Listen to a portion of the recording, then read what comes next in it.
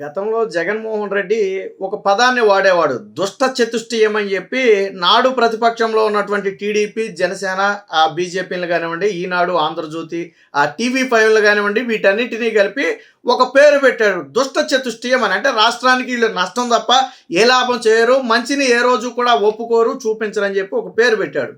కాకపోతే జగన్మోహన్ రెడ్డి ఓడిపోయిన తర్వాత తెలిసింది ఏంటంటే అసలు దుష్ట చతుష్టయం అంతా జగన్మోహన్ రెడ్డి వెంటే ఉంది.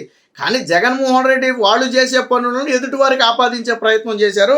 ఇప్పుడు ఆ నాడు అధికారాన్ని అడ్డం పెట్టుకుని ఏ ఏ ఏ ప్రభుత్వం అయినా మారిన తర్వాత గత ప్రభుత్వంలో ఉన్నటువంటి ఆ లోకలోకలను బయటకు తీయడం అనేది సాధారణం.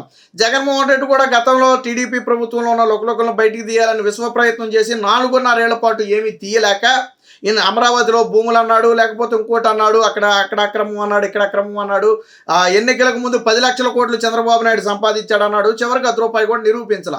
ఏదో 100 కోట్లు 150 కోట్లకు స్కిల్ డెవలప్మెంట్లో కేసు అయితే పెట్టగలిగాడు తప్ప నిరూపించాల. కానీ అది చంద్రబాబు గారి ప్రభుత్వంలో ఏం జరగలేదు కాబట్టి నిరూపించలేకపోతే సరే దాన్ని పక్కన పెడదాం.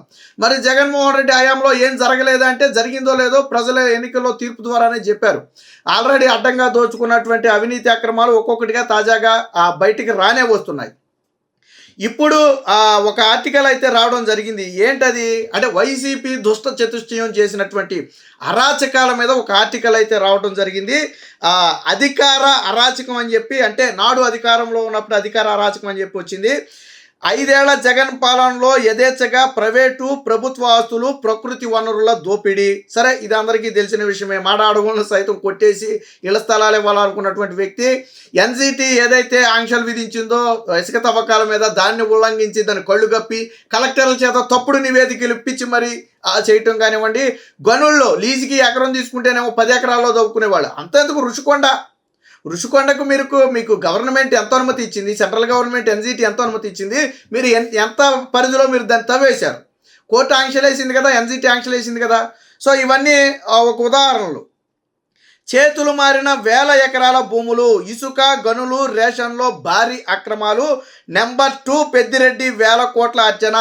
సో జగన్మోహన్ రెడ్డి తర్వాత ఆ స్థాయిలో పేరుంది. ఆ వైసీపీలో కూడా నెంబర్ 2గా వెలుగొందినటువంటి పెద్దిరెడ్డి రామచంద్రారెడ్డి అక్రమార్జనలో కూడా బహుశా నెంబర్ 2 ఉంటాడు. 1000 కోట్ల రూపాయల అక్రమార్జన. మీకు మదనపల్లె సబ్ కలెక్టర్ ఆఫీసు ఎందుకు తగలబెట్టారు? అప్పుడు అధికారంలో ఉన్న సమయంలో ఏదైతే అసైన్డ్ భూములు కానివ్వండి, లేదా ఇంకో పట్టాలు కానివ్వండి బలవంతంగా లాక్కునే ప్రయత్నం చేశారో, ముందుగానే ఫ్రీ హోల్డ్ చేశారో, అవన్నీ బయటకు రాకూడదనే కదా మదనపల్లి సబ్ కలెక్టర్ ఆఫీస్ని ఫైర్ యాక్సిడెంట్ చేయించింది. అది విచారణలో కూడా అదే కదా బయటపడింది. మదనపల్లిలో ఎప్పుడైతే సబ్ కలెక్టర్ ఆఫీసు ఇది ఫైర్ యాక్సిడెంట్ జరిగిందో ఆ తర్వాత వెంటనే పెద్దిరెడ్డి రామచంద్రారెడ్డి అనుచరుడు కానీ పిఏ కానీ అప్స్కాండ్ అయిపోయారు, కనపట్లేదు. స్టిల్ ఈ రోజు కాదు ఎక్కడ పోలీసులు దొరికినట్టుగా లేరు. మరి ఎందుకు పారిపోవాల్సి వచ్చింది? సో ఇది. ఇక పల్నాడులో పిన్నెల్లి సోదరులు 1000 కోట్ల రూపాయల 1000 కోట్ల అర్జన అంట. పల్నాడులో పిన్నెల్లి సోదరుల సంపాదన 1000 కోట్లు అంట. నాకు తెలిసి ఇది చిన్న మొత్తం అయి ఉంటుంది. 5 ఏళ్లలో 1000 కోట్లు అంటే నాకు తెలిసి చిన్న మొత్తం, ఇంకా ఎక్కువ మొత్తంలోనే ఉంటుంది. పిన్నెల్లి సోదరులు అంటే మీకు తెలుసుగా ఈవీఎంలు బద్దలు కొట్టినటువంటి వ్యక్తులు, ఆ కేసులో అరెస్టు కూడా అయినటువంటి వ్యక్తులు పిన్నెల్లి సోదరులు. ఎప్పుడైతే ఓటింగ్ జరుగుతుందో తర్వాత లేటుగా ఆలస్యంగా వెలుగులోకి వచ్చింది ఇష్యూ. సో వాళ్ళ సంపాదన. ఇక కార్మికుల శ్రమను దోచుకున్న నాడు మంత్రిగా ఉన్నటువంటి శంకర్ నారాయణ. సో ఆ శాఖలో ఉండి కార్మికుల శ్రమ మొత్తాన్ని, అంటే కార్మికులకు చెందాల్సిన ప్రతిఫలాన్ని మొత్తాన్ని కూడా శంకర్ నారాయణ దోచుకున్నాడు.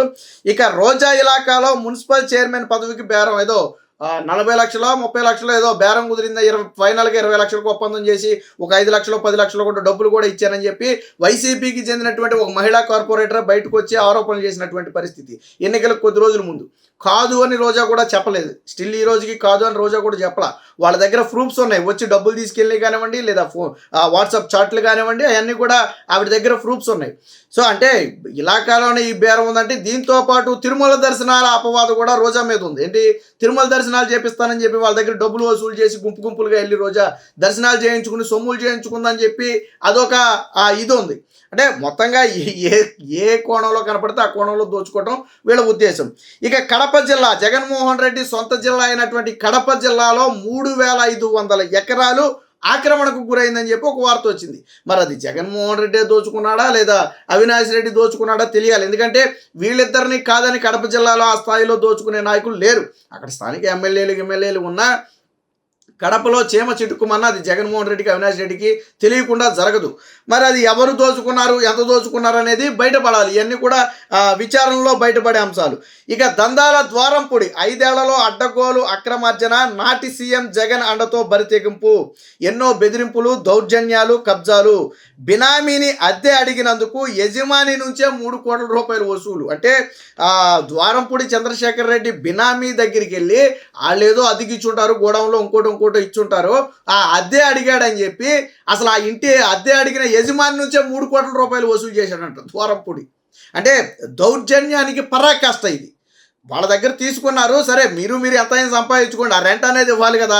ఆ రెంట్ అడిగినందుకు నువ్వు మా మనిషిని, నా బినామీనే నువ్వు రెంట్ అడుగుతావా అని చెప్పి 3 కోట్ల రూపాయలు బెదిరించి లాక్కున్నాడో, భయపెట్టి లాక్కున్నాడో, లేదా ఆ రెంట్కి ఇచ్చిన దాన్ని కబ్జా చేస్తామని చెప్పి లాక్కున్నాడో తెలియదు. కానీ 3 కోట్ల రూపాయలు వాళ్ళ నుంచే తిరిగి రివర్స్లో వసూలు చేశాడట.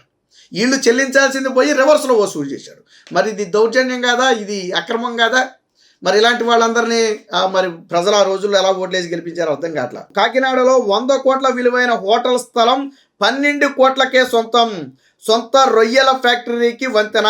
ఇదే ద్వారంపూడి కాకినాడలో 100 కోట్ల విలువైనటువంటి ఒక హోటల్ స్థలాన్ని భయపెట్టి బెదిరించి 12 కోట్లకే సొంతం చేసుకున్నాడు. అసలు నువ్వు అదైనా నేను ఇచ్చినంత నువ్వు తీసుకుంటే కనీసం ఇదైనా వస్తుంది, లేకపోతే రూపాయి కూడా ఇవ్వకుండా నేను స్వాధీనం చేయించుకుంటానని చెప్పి బహుశా ఏమైనా బెదిరించేయడమో తెలియదు. కానీ 100 కోట్లకి 12 కోట్లకి ఏమైనా సంబంధం ఉందో? సరే 100 కోట్లకి 50 కోట్లకి తీసుకున్నాడంటే సగం రేటుకు తీసుకున్నాడు, పోనివ్వనొచ్చు. 10% ఇచ్చి తీసుకున్నాడు, కేవలం 12% 10% ఇచ్చి హోటల్ స్థలం కబ్జా చేసుకున్నాడు అంటే మరి ఇది బరితెగింపు కదా. ఇక ఈయన సొంత రొయ్యల ఫ్యాక్టరీకి ప్రభుత్వ సొమ్ముతో ఒక వంతెన కూడా నిర్మించుకున్నట్టుగా వార్త అయితే వచ్చింది. అందుకనే అంది అధికార అరాచకం వైసీపీ హయాంలో స్వాహాల పర్వం అని చెప్పి అనకాపల్లి జిల్లాలోని కొన్ని ప్రాంతాల్లో వైసీపీ నేతల గుప్పెట్లో ఉన్నటువంటి భూముల వివరాలు, ఫోటోలు కూడా ఈరోజు ఆర్టికల్లో అయితే రావడం జరిగింది. అంటే ఎందుకు ప్రజలు వీళ్ళని ఈ స్థాయిలో తిరస్కరించారంటే వీళ్ళు చేసిన అవినీతి అక్రమాలు ఆ స్థాయిలో ఉన్నాయి. అందరికీ తెలియకపోవచ్చు, కానీ స్థానిక ప్రజలకు తెలుస్తుంది కదా. ఇప్పుడు ఒక మైనింగ్ జరిగినా, ఇసుక జరిగినా, లేదా భూములు కబ్జా జరిగినా ఆ బాధితులు అనేవాళ్ళు ఉంటారు, లోకల్లో ఖచ్చితంగా తెలుస్తుంది. సో ఈ స్థాయిలో అవినీతి అక్రమాలు చేశారు కాబట్టే ప్రజలు కనీసం దరిదాపుల్లో కూడా వైసీపీ పార్టీని రానివ్వని పరిస్థితి. మరి జగన్మోహన్ రెడ్డి అండ లేకుండా వీళ్ళు ఈ స్థాయిలో దోచుకుంటారంటే హైలీ ఇంపాసిబుల్. జగన్మోహన్ రెడ్డి సాధారణంగా ఏ వ్యక్తిని దోచుకోనివ్వడు. మొత్తం జగన్మోహన్ రెడ్డి ఇప్పుడు ఇసుక విషయమే తీసుకోండి, ఇతరులు దోచుకుంటారని చెప్పి జేపీ వెంచర్స్కి దాన్ని ఇచ్చేసినటువంటి పరిస్థితి. లెక్కర్ తీసుకోండి, ఇతరులు దోచుకుంటారని చెప్పి ప్రభుత్వం గుప్పెట్లోనే పెట్టుకుని మొత్తం కమిషన్ రూపంలో తీసుకున్నటువంటి పరిస్థితి. కాబట్టి జగన్మోహన్ రెడ్డి వేరొకరు సంపాదించుకోవడానికి ఒప్పుకోడు. కానీ ఇలాగ కొంతమంది మాత్రం జగన్మోహన్ రెడ్డిని అడ్డం పెట్టుకుని ఆ అండ చూసుకుని విచ్చలవిడిగా దోచుకున్నారు. అందుకనే వైసీపీ హయాంలోనే అసలు దుష్ట చతుష్టయం ఉంది. టీడీపీ హయాంలో దుష్ట చతుష్టయం ఉందా లేదా అనేది సరే 5 ఏళ్ల తర్వాత ప్రజల తీర్పది. నిజంగా టీడీపీ నేతలో లేదా జనసేన నేతలో ఈ స్థాయిలో అవినీతి అక్రమాలకు పాల్పడితే ప్రజలేమి యాక్సెప్ట్ చేయరు, ఖచ్చితంగా దానికి ఆల్టర్నేట్ ఎతుకుతారు. కాకపోతే ఇప్పటి వరకు అయితే పాలన అంతా సజావుగా సాగుతుంది. చిన్న చితక ఆరోపణలు మినహాయించి ఎక్కడా కూడా భారీ ఆరోపణలు లేవు. చంద్రబాబు గారు కూడా యాక్షన్ గట్టిగా తీసుకోమని చెప్పి డైరెక్టర్ కలెక్టర్లకి, ఎస్పీలకి ఆదేశాలు ఇచ్చారు. నాయకులు ఎవరిని కూడా కొన్ని విషయాల్లో ఏలు పెట్టొద్దు, ముఖ్యంగా ఇసుక లాంటి విషయంలో ఏలు పెట్టొద్దని మీటింగ్ పెట్టి మరీ స్ట్రాంగ్ వార్నింగ్ ఇచ్చినటువంటి పరిస్థితి. సో ఇక్కడ చంద్రబాబు గారు ఆ నాయకుల్ని పకడ్బందీగా కట్టడి చేసి ఒక దారిలో ఉంచారు. జగన్మోహన్ రెడ్డి హయాంలో అది మిస్ అయింది కాబట్టే ఈ స్థాయిలో విచ్చలవిడిగా జరిగింది. మొత్తానికి వీటన్నిటి మీద విచారణ చేస్తే మరిన్ని అవకతవకలు వెలుగులోకి వచ్చే అవకాశం అయితే ఉంది.